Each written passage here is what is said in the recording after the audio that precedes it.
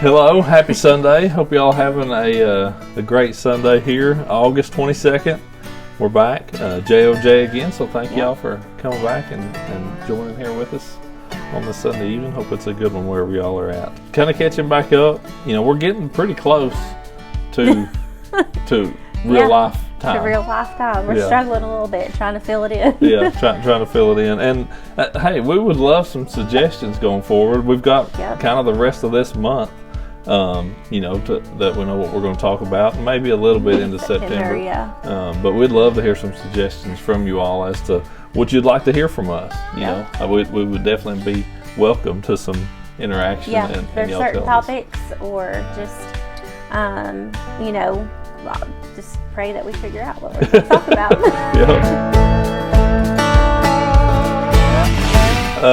This week, kind of just want to share a little bit about how God used everything that has worked up to this point, and what he's done to give us a testimony. So I want to give a verse, and then I actually want to give a definition. We're getting a lesson today. Getting some education in today. But the verse is Romans 1 verse 16, and it says, "For I am not ashamed of the gospel, because it is the power of God that brings salvation to everyone who believes, first to the Jew, then to the Gentile." And this testimony, and then I'll give you the definition of a testimony. That I think is, for us, that's where our power is, and we're not to be ashamed of the gospel. We are to proclaim it boldly, and with what we'd went through, I think that definitely re-inspired that some in us. But a testimony, a solemn declaration, is probably the easiest way to say that, an outward sign, an open acknowledgement. That is what a testimony is. With what we had been through in our life, from the time we had certainly been married, and then especially you roll that into our fishing career, and then all of 2019, what all that year was in a year, that was a testimony in and of itself. Yes. That we became a living testimony. I feel like, and have since then. That was what God had gave us, and that was, we go back to His Word and look at that and say, that this was all to glorify You and to praise Him in that. And that's really 2019 in a year gave us a new testimony. We didn't even. It was like we didn't even need to talk about the stuff leading up to it. It would have. And I still do. It'd been a 3-hour speaking event. Yeah, I do hate to leave completely all that out, because it is so important. Yeah. And that's why it's actually, this has been a however many episode speaking event, is really what this has been. This whole walk, this whole JOJ series has been our testimony, of showing how we've gotten to where we are, all the things that God has done in our life, and really helping you all see, behind the scenes, every single piece of that, because it is every single piece of it. God had His hand on every inch of 100%. It. From the early fishing days to starting off in FLW, to where it maneuvered into bass, to get us to the classic to come, all of it. Yeah. That's what definitely makes it really special to be able to look back on. Because it's easy for people to see us now and to think, oh, it's been just so easy, and especially too, because we aren't that old. I know, not yet. I feel it though. but we really aren't, and people look at it and they're like, "Wow, y'all just probably been doing this 5 or 7 years, ain't you?" No, we've been at it a hot minute. It's been a life's journey. 17 years for me. 17 years married. Oh yeah, married. Yeah. 19. Yeah, 19 altogether. So, so it's been almost half of our life together on this walk. So we sit and we're like, okay, we have like this whole awesome testimony to give now. Starting with the classic and leading into symptoms and heart surgery and, you know, everything after. And so I can remember, like, I think it was the Kingsport event you were talking about, we were like, well, what do we take out? Like, what do we leave? What do we take out? How are we going to talk? Like, because most places it's like 40, 45 minutes is typically what they want you to. Sometimes they're like, oh, you just take as long as you want. I'm like, don't tell them that. Don't tell them that. It'll be there an hour and a half. People they'll be shaking them, see if they're still living.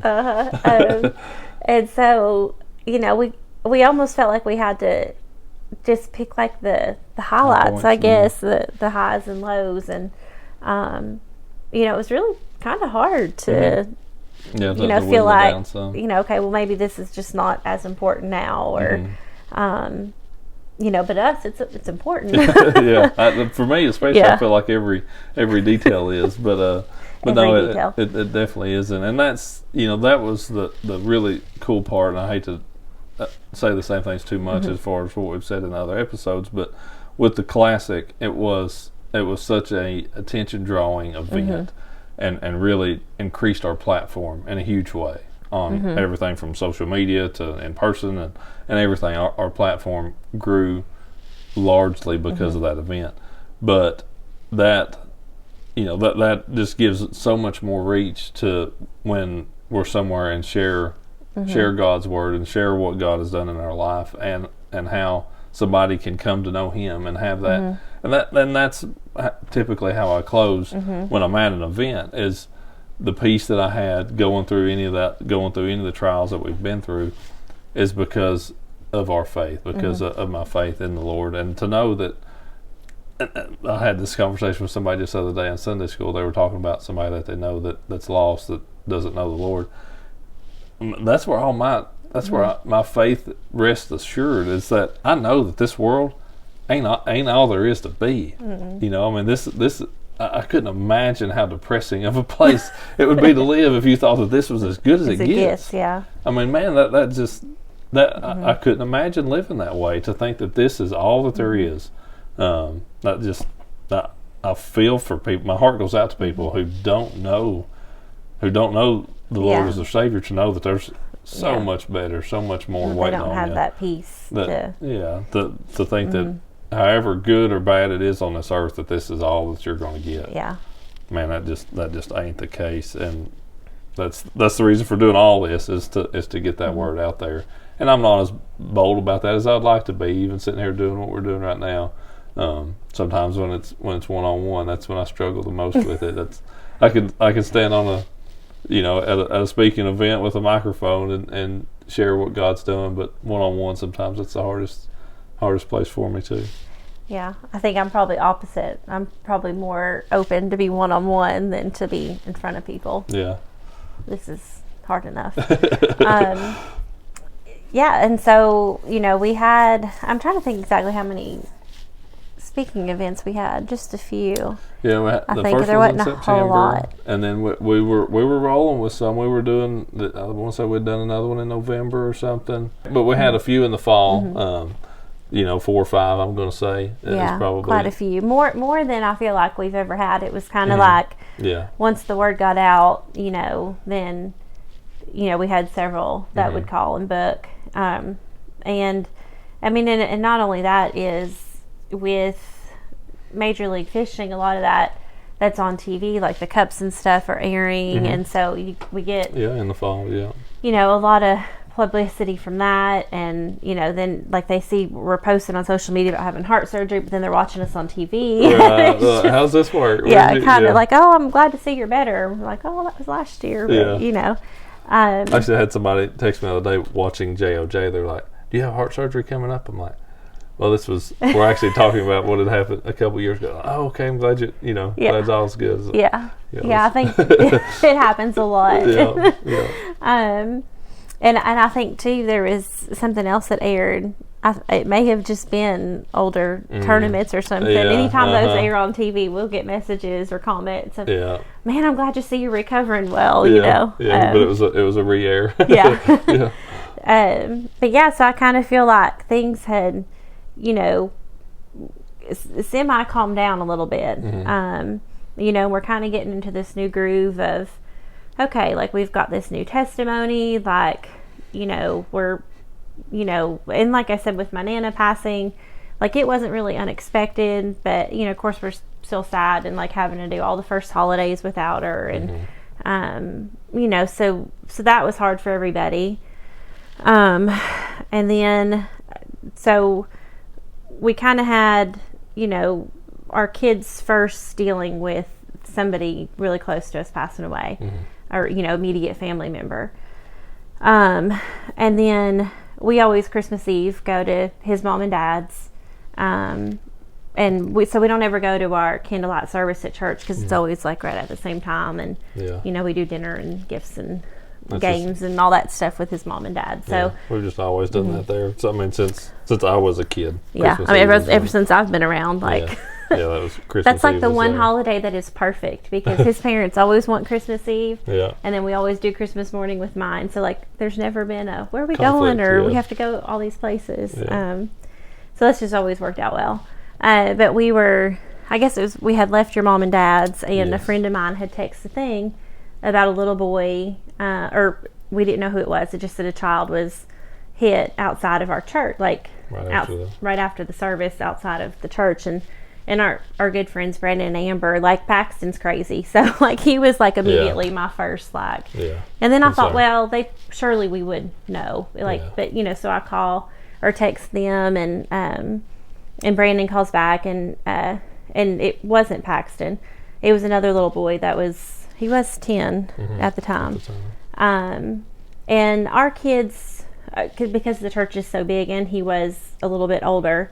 So he wasn't actually in the same age stuff as the twins. He was in between. He was in between the twins and Abby. We knew who he was, but they weren't super close to him.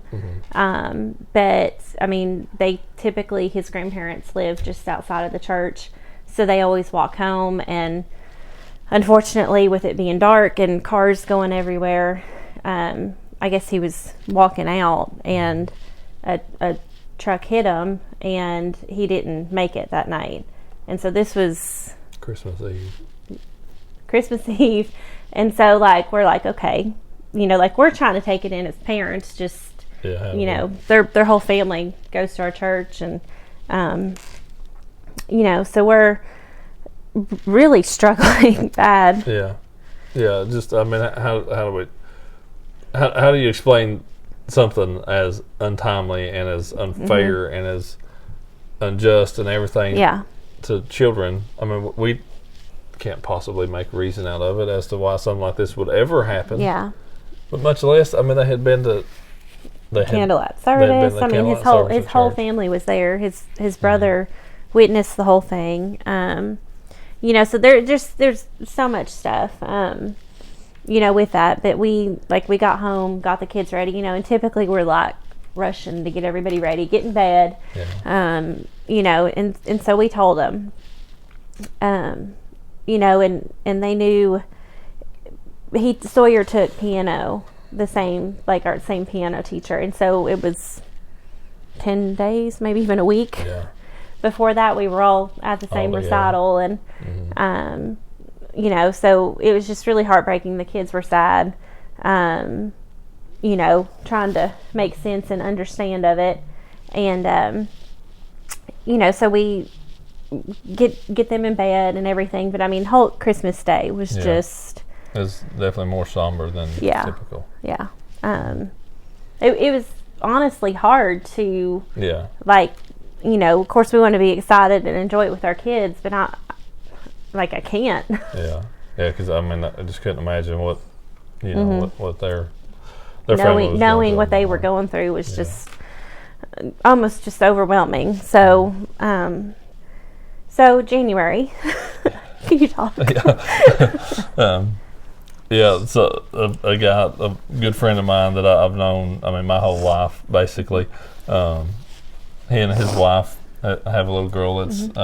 And this is a little bit. We talked about her a little bit previously. A little bit of this that was kind of in Lizzie's testimony, but her name was Mandy, and their daughter Avery. She was pregnant about 4 months, 3 or 4 months about along. 4 months, yep. About 4 months along, With another little girl. With another little girl, yeah. So it was going to be their second one.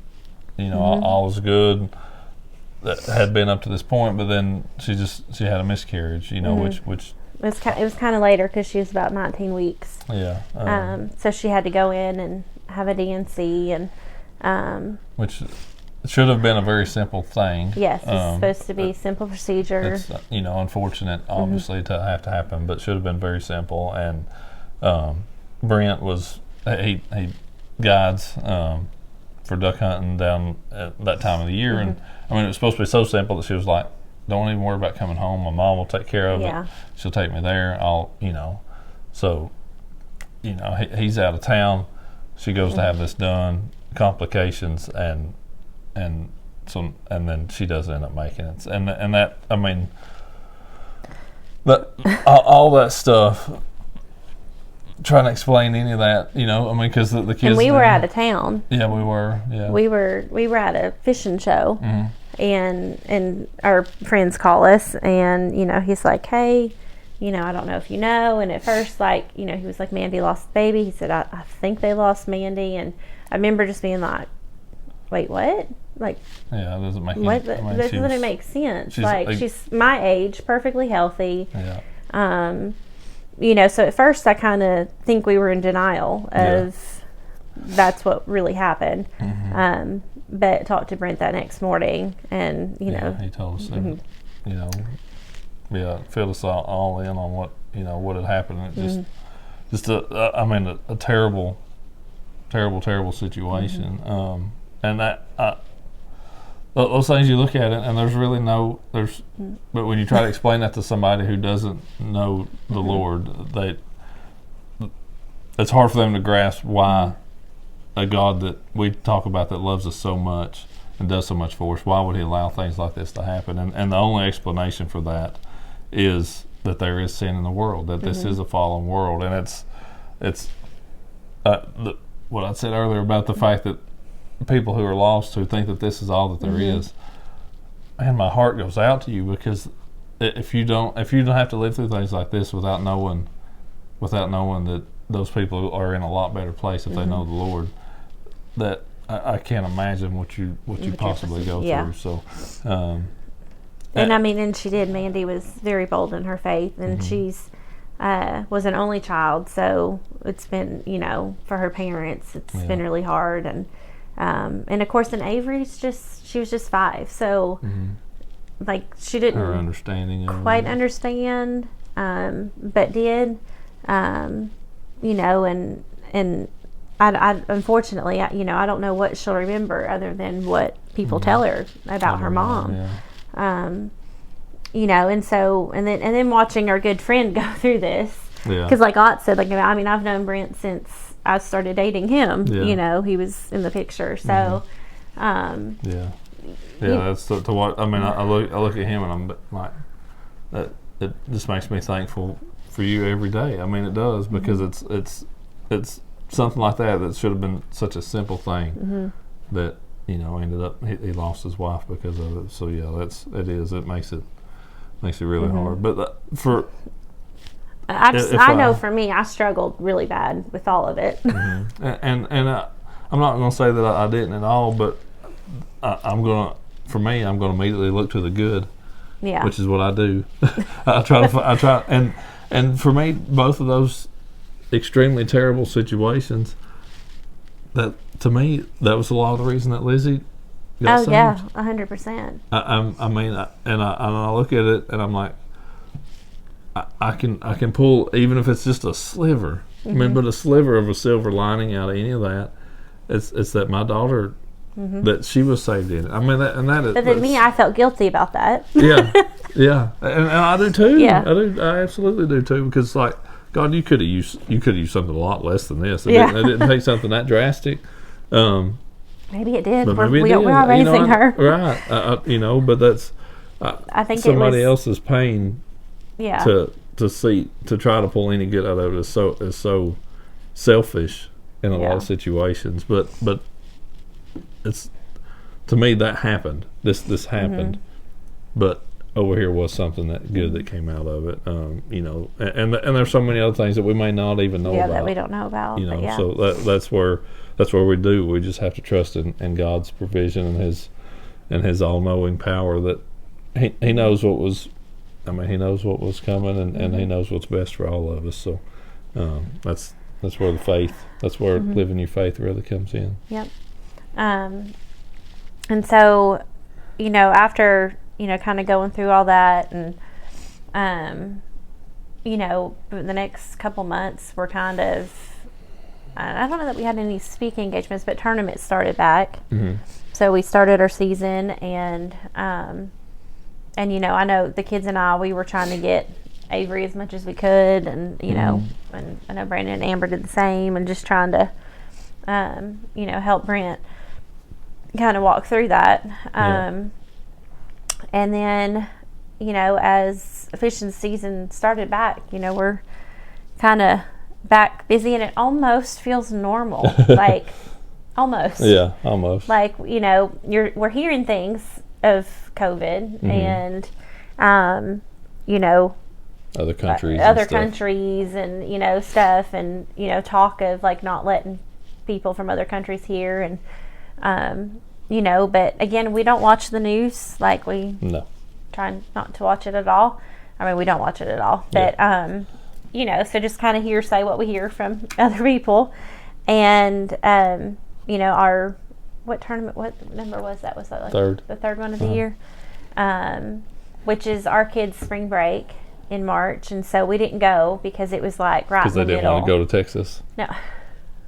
Because it was right in the middle of their spring break. So by the time we would get out there, it was like either the tournament was starting and our spring break was ending. Correct. So so we didn't end up going. But that was the one in, what was it? It was Lake Fork in Athens. And that was like, it was driving down. Yeah. And stuff was shutting down. Well, stuff was shutting down, but like we had talked about that tournament, and I was like, looked on the schedule of events, and I was like, hey, because you know, normally he'll talk and research, you know, the lake beforehand, and I was like, did you know that like championship day's on a totally different lake? It's not on Fork. And he was like, what, really? I was like, yeah, I mean, I just read the paper. It's on some Athens lake or something. Athens. Yeah. You know, and he was like, oh, okay. Never heard of it. Yeah. You know, that was just that's what it was. Yeah. So I guess you can talk about that a little bit. Yeah, so that was that being the third tournament of the year. And I had fished Fork a time or two before, but certainly never in the spring. And this was the end of March, first few days of April maybe, was when this event was. And I mean, Fork was fishing pretty good. A lot of fish were spawning, and that was how I was able to make it through, you know, the first rounds and stuff. And I was the last guy in on the knockout day. They took top 8, and I finished 8. You talk about your practice day, though, when you practice Athens. Yeah, but that's the knockout day. I was the last one to make it. But on my first off day, the way that was, they allow us, you know, on those type of events where we're fishing different water for the championship, to spend a day fishing that championship water. And my day down there on Lake Athens, smaller lake, you know, so you're able to see the whole thing, certainly in a day's time. I mean, I creamed them, and I'm like, I told Jennie, I'm like, if I make it down here, I'm going to win. I'm going to catch 100 pounds, which sounds like a big deal. We've had tournaments where people catch a lot of people catch 100 pounds now, but at that point in time, nobody had caught 100 pounds, I don't think. But I was like, if I get to this place, I'm going to win. I mean, there's just no question in my mind. No, he was so excited about it. Yeah, I mean, I don't say that very often. I don't. I mean, but I was like, this lake is cool, and I've got its number. You know, was kind of the way I felt after that day of practice. So I was pretty jacked up. So that knockout day, I had a goal in mind to definitely try to make it, and it was so stressful there. I remember at the end of it trying to hang on, and I want to say it was Bobby Lane that was catching them that almost knocked me out. But ended up barely making it just by like a fish or something. But yeah, and then so made the championship and go to this place where there's a school of them, and I can remember waiting to start fishing. They actually come up chasing bait on the surface. I'm like, oh, this is I was just giddy, and then it wasn't very good. I mean, I caught a few, and I caught some here, caught some there, but it wasn't very good. So bad that in the third period, an hour and a half to go in the day, I was 20 pounds off of the lead. I was in 6th, 7th, 8th place, whatever place I was, but I was 20 pounds off the lead. Yep. And then I finally hit them. Well, and I know for me, like, I'd been watching it, and I mean, there wasn't, the actual fishing of the whole day wasn't that great. Yeah, no, it wasn't. I was 20 pounds off the lead, but like was 35 was leading. Mark Daniels was leading, and like finally in that third period, Brent Chapman starts finally catching some, because it just kind of had been just dead. Like nobody was really moving, nobody was really catching them. Alton Jr. started catching some. It had gotten pretty boring. Yeah. So, and I remember Brent started catching some, and I text Bobby, his wife, and I was like, oh, hey, at least, maybe it's going to be some exciting, and it wasn't. I mean, it was like not even 10 minutes later, and Ott starts catching them. And I know, because from what he's told me of his practice day, I knew 100%. I was like, oh, his school it's turned on.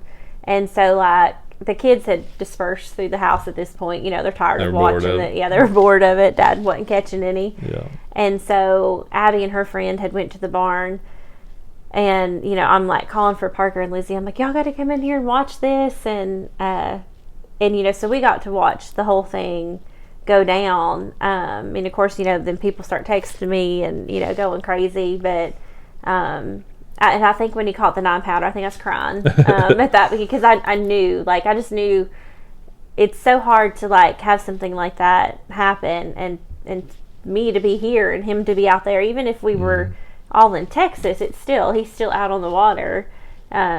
It's awesome that we get to watch and can see it all go down live, and know it's real time. But it also stinks because we're not right there. Yeah. And so it was really cool for us to be at home and to watch it. And then Abby just had no idea when she came back. Yeah. Yeah, I want to say y'all. She like didn't believe you when you first told her. We filmed her. You're like, guess who won? And she's like, who? Mark Daniels. Yeah. I was like, no, your dad. And she's like, whatever. And I'm like, no, for real. Like, you don't know what just happened in the last 45 minutes.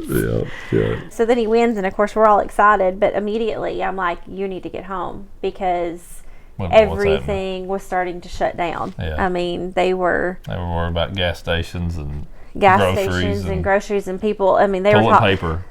Yeah, toilet paper. It hadn't quite got terrible yet, but it was getting there. I remember thinking at the rental house, I'm like, should I clean this place out of toilet paper before I left or not? I do remember thinking that. We didn't. Well, that's good, because but yeah, because and people, there was all the rumors of like states are going to try to shut down borders, and you're just not going to get home. You're not going to find gas to get home. So it was like, once he got home, it was kind of like a relief. And then our kids never went back to school. Spring break never ended. So, but yeah, it was just to go from, having highs and lows, and then it was just like lows and lows and lows, and feeling just, about it. I mean, just, trying to, it's hard to not question when things like that happen, and it's so easy that when you're on the high, like we're not questioning God, why did Ott win? Yeah. Like it's just kind of, okay, that's awesome, we're thankful that he won, but I feel like in those in your struggles, you're much likely, you're more likely to just kind of be, like, why would you let this happen, or but we don't question the good. Yeah. But that's where you look at that good and just where it comes from. Yep. I mean, that's 100% with that. You look at that and just look to God and say thank you. I mean, that's I think that's what He expects of us in that. Is to have faith in the tough times and thankfulness in those. I mean, having faith is your thankfulness in a lot of ways. But then when it is something that is an obvious blessing like that, you just got to return that thanks again. again then. So, yep. So the verse again for that one was Romans 1, verse 16. And that was, for I am not ashamed of the gospel, because it is the power of God that brings salvation to everyone who believes, first to the Jew and then to the Gentile. Okay. Thanks for watching.